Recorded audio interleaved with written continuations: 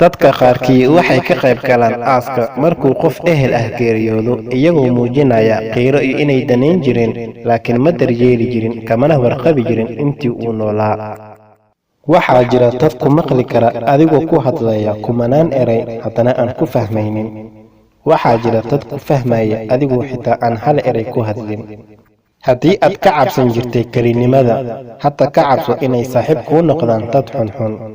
Qof kasta qalad ayuu sameeyaa nolosha, laakiin taas micnaheedu ma ahan inay naftooda u ciqaabaan.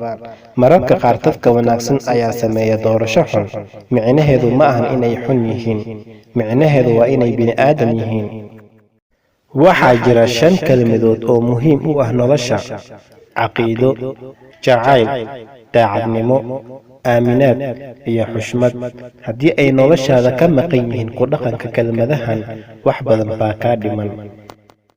U isticmaal codkaaga naxariis, dhagahaagana wax khayr leh inay ku maqlaan, gacmahaaga sadaqo, maskaxdaadana runta, qalbigaagana jacayl, jirkaaga oo dhan cibaado iyo alla ka cabsi. Xabsiga ugu weyn ay dadku ku noolaadaan waa cabsida iyo kawalwalidda wax dadka kale ka aaminsan yihiin. Haddii aad iska hadasho wax badan waxaad ku celcelinaysaa wixii aad horay u taqaanay keliya, laakiin haddii aad dhegaysato waxaad baranaysaa wax cusub. Dadka qaarkii waxay garanayaan magacaaga oo keliya, ma oga qisadaada. Waxay arki karaan dhoola caddayntaada keliya, ma oga xanuunkaaga.